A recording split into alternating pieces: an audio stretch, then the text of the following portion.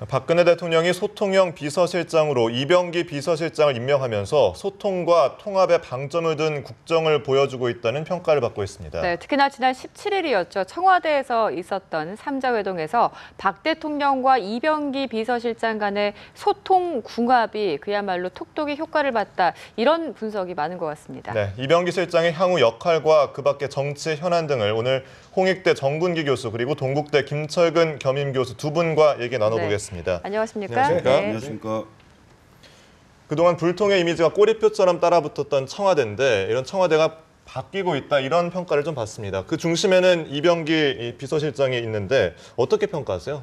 예, 최근에 뭐 언론에서 이병기 실장한테 많은 주목을 하는 걸 봐서는 뭔가 좀 달라지고 있다 이런 느낌을 뭐 저도 받긴 봤는데 일단은 좀 더 두고 봐야 된다. 두고 봐야 한다. 예, 그 비서실장이라는 자리가 참 어렵거든요. 그래서 김기춘 실장이 뭐 여러 가지로 애를 썼는데도 불구하고 소통이 미흡했다. 이 부분을 이제 이병기 후임 실장이 지금 잘 하고 있는 것 같은데 김기춘 실장이 비서형 비서실장이었다면 저는 이병기 실장을 소통형 비서실장이라고 얘기를 하는데 정무형 비서실장으로 좀 부르고 싶습니다. 네. 특히 그 국회와의 관계, 여야와의 관계에 매우 신경을 쓰고 여야 지도부와의 소통을 중시한다. 이런 점에서는 박근혜 대통령이 일을 하는데 여러 가지 중간에서의 연활 역할을 많이 할 수 있지 않을까 이렇게 생각이 듭니다. 그러니까 정무형 비서실장 이런 표현을 써주셨는데요.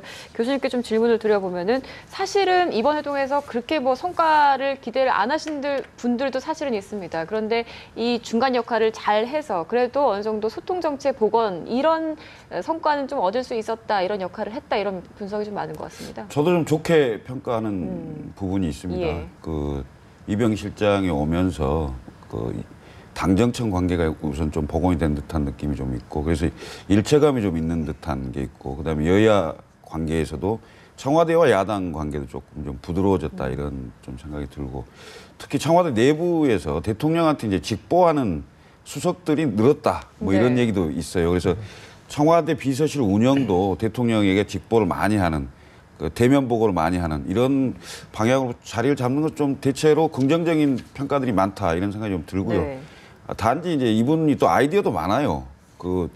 예전에 그 천막당사 같은 것도 그 비서실장 아이디어다 그런 얘기도 있고 그다음에 노태우 대통령 때 보통 사람이라고 구호가 있었잖아요. 네네. 그러니까 청와대 첫 출근을 할 때 대통령이 직접 가방을 들고 나오는 그 모습을 연출한 그런 아이디어도 냈다고 하는데 경제 활성화하고 뭔가 국정 운영이 좀 원활하게 될 수 있도록 하는 아이디어를 좀 많이 내고 대통령이 좀 채택하는 그런 것까지 좀 했으면 좋겠다 이런 생각이 좀 드네요. 네. 3자 회동 그때 당시에 네. 대통령과 만나고 나서 그 이후에 비서실장과 따로 또 회동을 가졌다고 하더라고요. 이게 이례적이죠? 한 2시간 정도 했다고 하는데요. 네.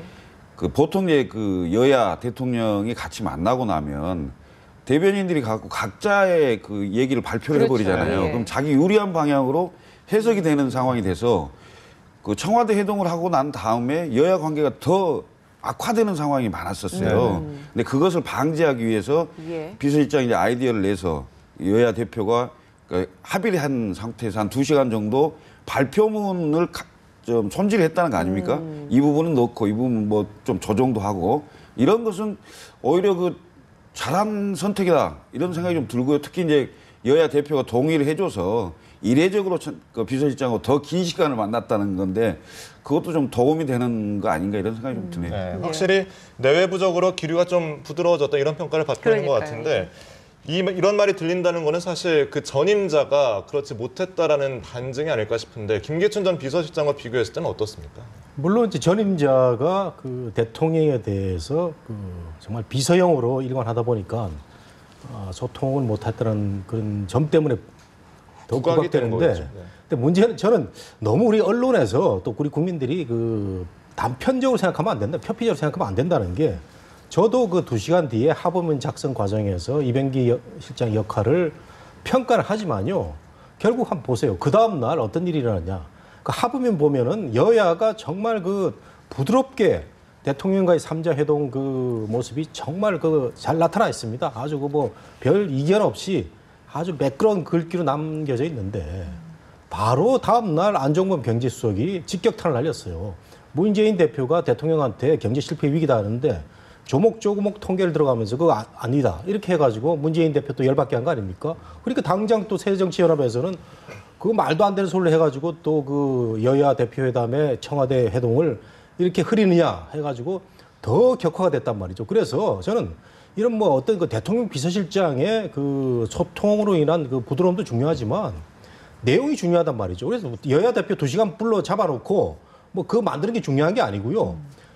안종범 경제수석이 그런 그 얘기를 할 때는 조금 그 타이밍을 늦춘다든가 이런 실질적인 그 대통령 비서실장 역할이 필요한데 이런 문제를 우리가 들여다봐야 됩니다. 너무 저 잘했다고 지금 평가하기는 이른다는 얘기죠. 네. 그렇군요. 어쨌든 그 저희가 이병기 비서실장에 초점을 좀 맞춰서 이야기를 좀 이어가고 있는데 이야기를 어쨌든 좀 모아 보면 부족한 점도 있고 좀 아쉬운 면도 있겠습니다만 어쨌든 좀 예전에 비해서는 부드러운 리더형이다 이렇게 좀 이야기가 정리가 되는 것 같은데 비서실장 자리라는 게 사실은 그 대통령을 지근거리에서 좀 보필을 하고 때로는 정치적인 조언도 좀 해줄 수 있는 자리 아니겠습니까?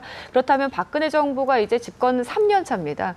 그 전의 모습하고 조금은 뭐 국정 운영 행보라든가 이런 게 좀 달라질 수 있다고 보시는지. 우선 좀 두고 봐야죠. 그러니까 이병기 실장이 소통형이긴 한데 네. 그게 이제 대통령까지 영향을 좀 미쳐서 대통령이 좀 변화를 할 수 있는 상황까지 가느냐 이 부분은 조금 더 지켜봐야 되겠다 이런 생각이 좀 듭니다. 예. 사실 이제 뭐 비서실장이 역량이 좀 커져서 역할을 많이 하는 건 좋지만은 비서는 말이 없다 이런 그 격언이 있어요. 네. 그리고 비서는 입이 없다 이런 말도 있고 하기 때문에 그 비서실장이라는 자리는 결국 비서거든요, 비서.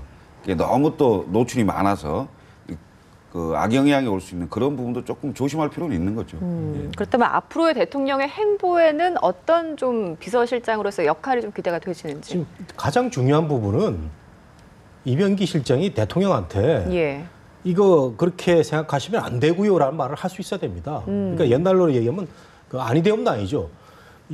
그 조선시대 때는 말이죠. 그 관료들, 그러니까 비서실장 도승지인데 정승이라든가 이런 그 관료들이 목숨을 걸고 직언을 하지 않았습니까? 그래서 네네. 본인이 대통령한테 이거 안 된다고 했는데 그 임금 당시 대통령이 계속 하라고 그러면은 바로 옷 벗고 이제 낙향하는 경우가 많았지 않습니까? 그래서 조선시대의 그 관료들 생각하면 정말 생계형 공무원, 고위공무원들이 없었습니다. 이런 점을 생각하면은 이병기 실장이 국민들만 바라보고 대통령을 보좌를 해야 되는데 네. 최근에 제가 그 아까 예를 들었지만 그 잘 그렇게 합의문 써놓고 안종범 경제수석이 뭐 억울한 건 있겠지만 바로 또 직격탄을 모습은 좋지 않고 여야의 그 정쟁이 격화되는 이런 모습도 있고 그다음에 최근에 이제 그 총리실 중심으로 부패 척결 그 선이 많이 나오는데 네네. 이 모습이 너무 권위적이에요. 그 실질적으로 부패 비리를 척결하는 건 좋은데 그 모습이 뭐 관계장관 대책회의라든가 이런 걸 보면은 뭔가 좀 이 시대 그 지금 선진 사회로 가기 직전에 우리 모습에는 어울리지 않는 모습이 있어서 이런 것도 그 대통령한테 얘기해가지고 좀 더 시대에 걸맞는 모습을 하면 어떨까라는 뭐 일각에서는 총리를 압박해 대통령이 압박해서 이런 그 비패 처리 척결을 하라고 그랬다는데 이런 그 지혜도 필요한 게 도승지의 역할이 아닌가 생각합니다. 예. 네, 여러 가지 아쉬운 점들을 좀 꼽아주셨는데 이래서 어떤 영향을 받았는지 지금 박 대통령의 지지율이 소폭 하락한 것으로 지금 나왔습니다. 이런 배경에는 어떤 것들이 좀 한참 있을까요? 올라가다가 잠깐 꺾였어요. 39% 갤럽 조사에 가면 39%에서 36%로 3%가 빠졌죠. 그러니까 좀 꺾인 상황인데 사실 그 중동 성과도 있고 그다음에 그 니퍼트 대사 건 때문에 이념 논쟁이 좀 일부 있으면서 보수 진영이 좀 결집하는 그런 효과였거든요. 박근혜 대통령이 특별히 뭘 잘해서 그 지지율이 올라갔다 이렇게 보긴 좀 그렇지 않습니까? 그래서 반짝 효과라고 볼 수 있는 건데 그 가장 주목해야 될 부분은 뭐냐면 경제 정책을 꼽았단 말입니다. 경제 정책이 문제 있다고 말한 사람이 17%로 가장 많았어요. 그다음에 소통 부재인데 그럼 경제 정책이 국민들에게 피부로 느낄 때는 굉장히 지금 먹고 살기 힘든 상황이거든요. 네네. 더군다나 이명박 정권 5년, 박근혜 정권 2년 해서 7년 동안 장기 저성장 국면을 벗어나지 못하고 있어요. 최경환 부총리마저도 디프레이션을 얘기할 정도니까요.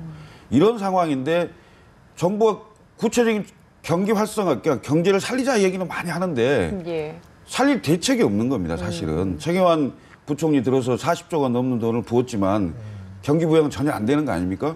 제가 한 가지 좀 팁을 드린다면 사실 우리나라 그 경제를 살리는데 가장 중요한 것 중에 하나는 지금 현재 고환율 정책을 쓰는 걸 좀 폐기하는 거예요.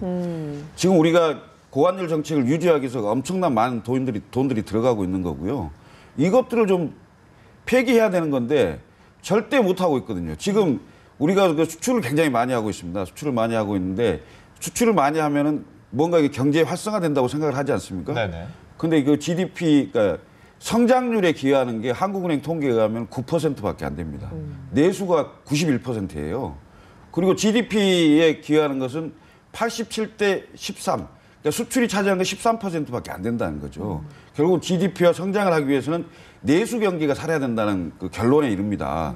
그런데 9%가 13%밖에 안 되는 그걸 살리기 위해서 고환율 정책을 계속 쓴다는 거죠. 이 부분은 심각하게 고려를 좀 해봐야 된다. 제가 네. 경제학과 출신입니다만은 저 같은 사람도 이런 걸 알고 있는데 정책 당국자들이 분명히 이걸 알 거거든요. 예. 근데 왜 안 쓸까요? 너무 이거 수출을 중심으로 하고 있는 대기업들에게 둘러싸여 있는 거 아니냐. 경제 정책을 결정하는 데 있어서 이 부분을 좀 그 시청자분도 그렇지만은 정책 당국자들이 제 얘기를 좀 들었다면은 예. 고환율 정책을 좀 제고하기를 그러니까 바랍니다. 좀 고민을 해볼 만한 문제인 것 같습니다. 경제 얘기가 나와서 이제 좀 말씀을 이어가다 보면은 새정치민주연합에서 다음 달이죠 정책 엑스포라는 거 이제 뭐 이게 처음이라고 합니다. 이런 거를 하는 거는 근데 얼마 전부터 뭐 유능한 경제 정당이다 이런 모토를 내걸고 경제 얘기를 굉장히 많이 하고 있습니다. 이 정책 엑스포 이거를 통해 가지고 과연 얻고자 하는 게 무엇인가 뭐 여러 가지 정책 대안도 좀 논의가 될 수 있는 자리가 되겠습니다만은 지지율을 상승하기 위한 목적도 좀 있지 않을까 이런 생각을 해봅니다. 그렇죠. 뭐 야당의 어떤 황골 탈퇴 참 저는 좋은 이 전략이라고 보는데 야당이 이제 경제 문제 해결하지 않으면 집권이 어렵다는 얘기를 지금 문재인 대표 계속 하고 있고 그러니까 예. 포용적 그 경제 성장론 얘기. 소득 주도 성장론, 그러니까 소득이 올라가야 경제가 우리가 살 수 있다 이런 얘기를 문 대표 계속 하고 있다. 문제는 경제야. 그 앞에 스투피드만 붙이면 클린턴이 한 얘기가 똑같거든요. 그래서 저는 그 참 잘하고 있는데 박 대통령의 지지율이 지금 떨어진 이유도 경제입니다. 우리 저 김 교수님 말씀하신 것처럼 예. 그 왜 떨어졌냐라고 보니까 1번이 민생 경제 실패예요. 그 동안에는 1번이 소통 미흡이었습니다. 근데 이게 바뀌었거든요. 저는 이걸 체감적으로 느끼고 있는데. 지금 여러 가지 뭐 고환율 정책도 있고 해서 경제가 안 좋은데 뭐 그것 때문은 아니고 여러 가지 뭐 원인이 있겠죠. 제가 대학에 있다 보니까 청년 이 취업 문제가 너무 심각한 겁니다. 그런가요? 그래서 예. 최근에 어떤 통계를 보면은 15년 만에 뭐 최고다 이런 얘기도 있고 주요 사립대나 국립대 어떤 그 4학년생 취업 물론이고 예를 들면 스카이 대학의 경영학과 출신들 이 친구들 말하자면 전교 1등 하던 친구들입니다. 그렇죠. 취업 걱정을 하고 있어요. 지금 그러니까요. 뭐 서울대 예. 경영학과 출신들이 취업 굉장히 걱정을 하고 심각하다고 있습니다. 하더라고요. 예. 이게 정말 그 잘못된 그 이런 현황인데 그래서 뭐 정부나 야당이나 다 고민이 많을 걸로 생각이 되고 경제에 있어서는 박 대통령의 중하반기라도 야당이 도와주는 이런 모습이 좀 필요하지 않을까 이런 생각도 좀 드네요. 네. 여야 할 것 없이 정치권에서 이렇게 경제 얘기할 때마다 늘 떠오르는 게 선거인데 안 그래도 4.29 재보선이 다가오고 있지 않습니까? 이렇게 경제 프레임을 내건다면 이 여야 어느 쪽이 좀 득이 될까요? 그게 이제 경제 정책을 국민들에게 어느 쪽이 설득력 있게 얘기하느냐의 문제라고 저는 생각합니다. 선거 앞두고 항상 이런 얘기가 나오죠. 그러긴 합니다만은 그 굳이 꼭 선거 목전이기 때문이라기보다는 네네. 지금 우리 경제가 너무 어렵기 때문에 그렇습니다. 먹고 살기가 너무 힘들어요. 예. 그러니까 특히 먹고 살 경제가 어려운 상황이 되면 서민, 자영업자 이렇게 그 소득이 적은 사람들부터 먼저 힘들어지거든요. 이런 상황이기 때문에 여야가 경제 전쟁을 하는 것은 저는 굉장히 바람직하다 이런 생각이 좀 듭니다. 그렇지만 야당 같은 경우에 뭐 소득주도 뭐 성장도 얘기하고 합니다만은 성장을 구체적으로 시킬 수 있는 경제 정책을 내놔야 됩니다. 그 뭐 서민 지갑 턴다 뭐 이런 얘기 자꾸 많이 하는데요. 결국은 경제를 얘기하면서 분배, 복지에 방점을 두는 얘기를 하고 있거든요. 그야말로 경제 성장에 관련된 부분을 좀 정책으로 내놔야 된다 이런 생각이 좀 들고요. 이번에 엑스포도 한다는데요. 엑스포에 그야말로 이제 새정치민주연합의 스타 정치인들이 다 나옵니다. 문재인 대표, 안철수 의원, 예. 그다음에 박원순 시장, 안희정 지사까지 다 나와서 뭐 경제 배틀을 한다는데 여기에 그 실질적인 내용이 좀 들어가는 그리고 정부도 받아들일 수 있는 그러니까요. 이런 정책 대안을 좀 냈으면 좋겠다는 생각이 좀 들고요. 지금 저 여당과 정부 같은 경우도 최경환 부총리가 하고 있는 부분만 고집하려고 하지 말고요.